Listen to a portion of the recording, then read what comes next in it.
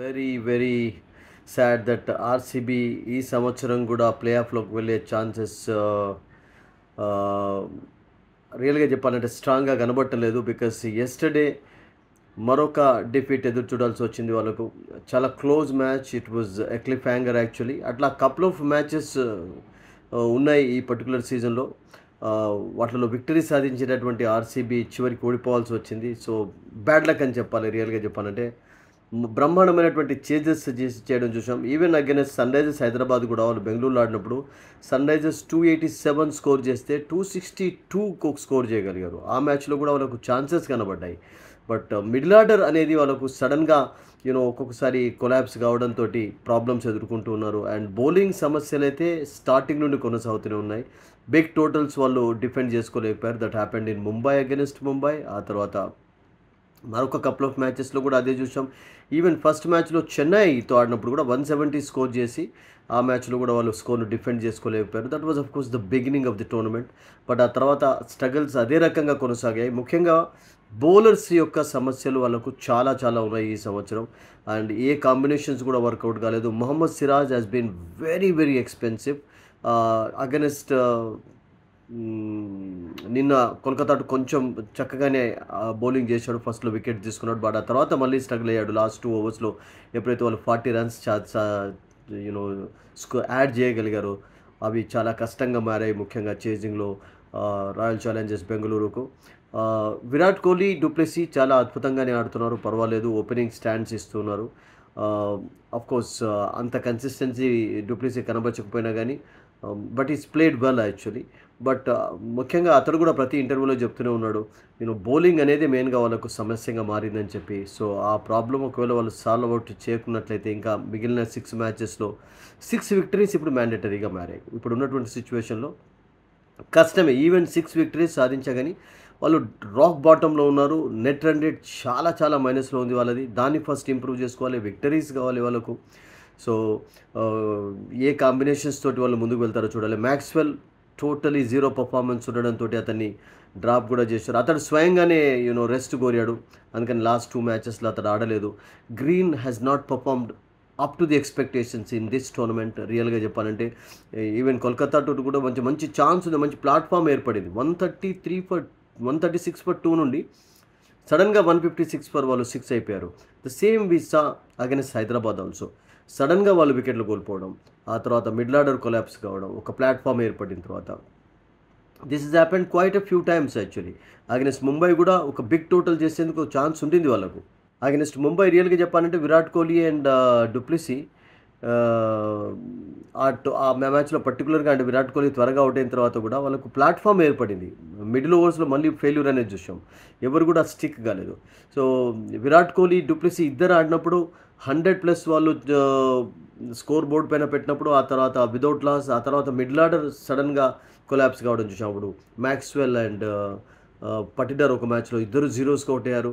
ఆ తర్వాత గ్రీన్ అనుకున్నట్టుగా రాణించలేదు. Dinesh Karthik has done a good job actually. Rawat ఉన్నప్పుడు కొన్ని మ్యాచెస్లో చక్కగానే ఆడాడు. పటిడర్ పర్వాలేదు, ప్రతి మ్యాచ్లో ఆడకుండా కానీ is contributed well actually in some matches. But Dinesh Karthik in the end చాలా అద్భుతంగా రాణించాడు, అందులో డౌటే లేదు.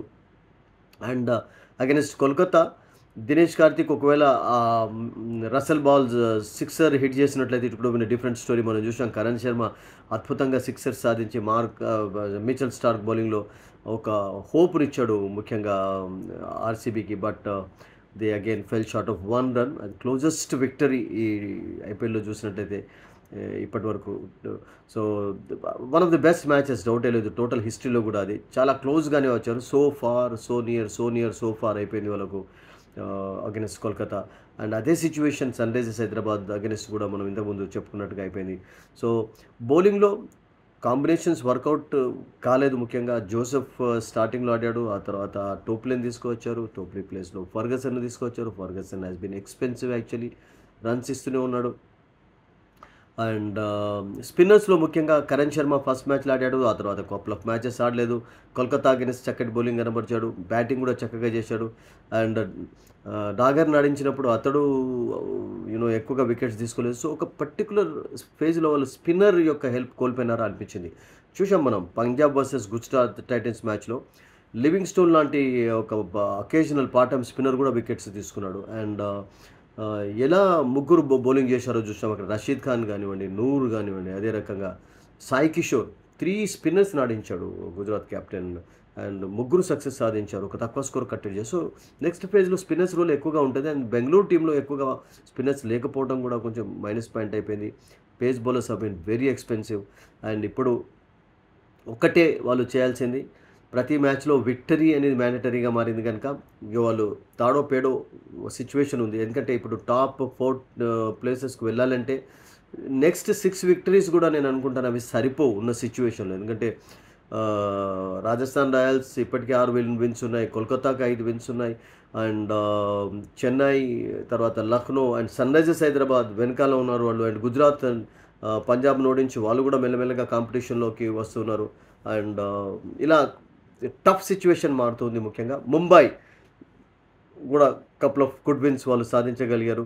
అండ్ ఢిల్లీ, పంజాబ్ పర్ఫార్మెన్స్ కూడా అంత చెప్పుకోదగ్గ లేదు ఈ సీజన్లో. ఈ 3 టీమ్స్కి ఇప్పటివరకు టైటిల్ లేదు. అండ్ ఈ 3 టీమ్స్లో ఏ ఒక్క టీం అయినా వెళ్తుందా అన్నటువంటి సిచ్యువేషన్ ప్రస్తుతం కనబడటం లేదు. But anything can happen actually, ఎందుకంటే we have seen that. But ఉన్నటువంటి సిచ్యువేషన్లో నేను అనుకుంటాను అంత ఈజీ కాకపోవచ్చు. ఎందుకంటే ఇప్పుడు రాయల్ ఛాలెంజర్స్ బెంగళూరు గుజరాత్ తోటి 2 మ్యాచెస్ ఆడతారు, సన్ రైజర్స్ హైదరాబాద్ తోటి 1 మ్యాచ్ ఆడతారు వాళ్ళు. హైదరాబాద్లో 25th నెక్స్ట్ మ్యాచ్ వాళ్ళకి అక్కడే ఉంది. అండ్ అక్కడ నేను అనుకుంటాను ఆ మ్యాచెస్లో అన్నింటిలో వాళ్ళు విక్టరీ సాధించాలి. అప్పుడు గుజరాత్ 2 మ్యాచెస్ డిఫీట్స్ అవుతాయి వాళ్ళకు. అండ్ సన్ రైజర్స్ హైదరాబాద్ను ఒకవేళ ఓడించినట్లయితే కష్టం ఇప్పుడు ఉన్నటువంటి సిచ్యువేషన్లో. ఆ 3 విన్స్ వాళ్ళకు కొంచెం ఇంపార్టెంట్గా మారుతూ కొంచెం కాన్ఫిడెన్స్ అందిస్తాయి. సో వాళ్ళు చేయాల్సింది they should go all out, డౌటే లేదు. ఎప్పుడు ఈ కాంబినేషన్స్ ఇవి ఉండాలి అవి ఉండాలి అనేటువంటి టైం లేదు వాళ్ళకి ఆలోచించేందుకు. అండ్ మళ్ళీ మ్యాక్స్వెల్ని తీసుకొస్తారా? Jacks has done a good job actually. ఒక మ్యాచ్లోనైతే రియల్గా చెప్పాలంటే వెరీ అన్ఫార్చునేట్ రన్అవుట్. ఆ మ్యాచ్లో సిచ్యువేషన్ వేరే రకంగా ఉండేది. నిజంగా అతడు మంచి హిట్టర్ అని చెప్పి నిరూపించుకున్నాడు.